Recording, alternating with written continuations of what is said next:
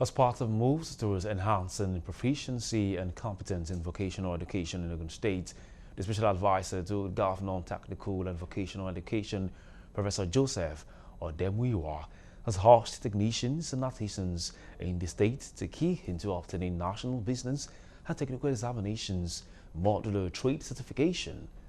Odemuyiwa stated this in a chat with Galaxy News in Abeokuta, the Ogun State capital, where he noted that the certificates were meant for practicing artisans in the informal sector as part of moves for them to be viable and proficient in the society. Prof also stressed that the state government had produced not less than 5,000 trained and certified technicians and artisans in the last 2 years. With the modular trade examination, your competence is examined, you assess, your competence is assessed. So, okay, you say you can produce this table, produce it, let us see. You are in furniture craft trade, but the aspect of furniture you are doing is obviously produce it, let us see. When you are able to produce and you are competent, then you are given certificate.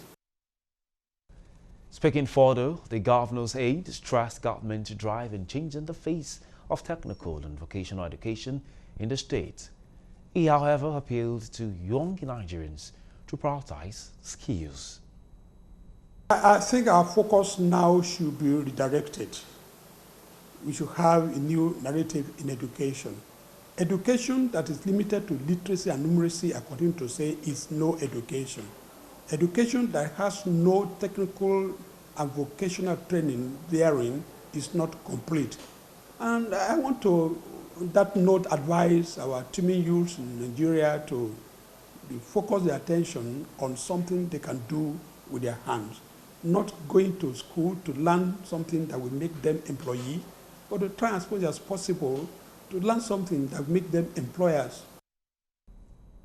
And now we go to Edo State, where the state governor, Mr. Godwin Obaseke, has launched the Edo State Learning Agenda for developed ways to measure learning outcomes in schools.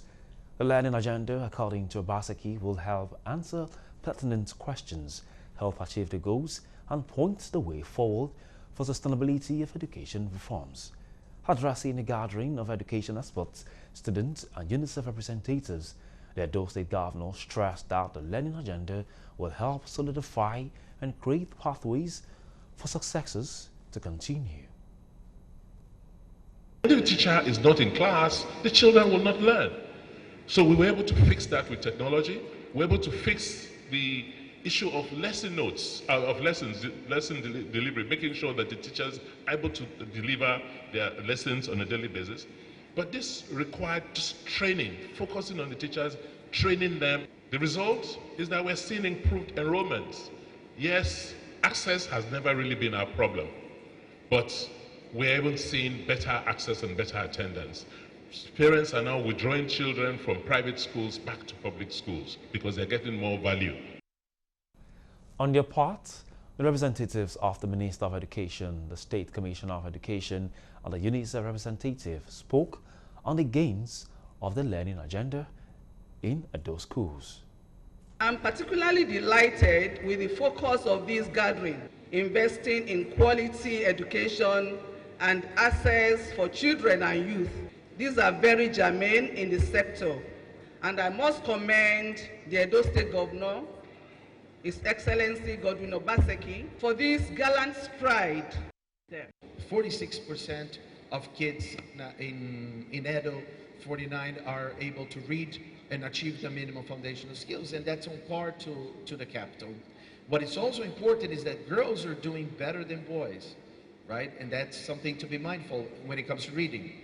And one last point, on numeracy, Edo again is doing better, relatively better than other parts of the country. And here the girls are actually at the same level as the boys, which is extremely important finding. And I commend the state of Edo for that.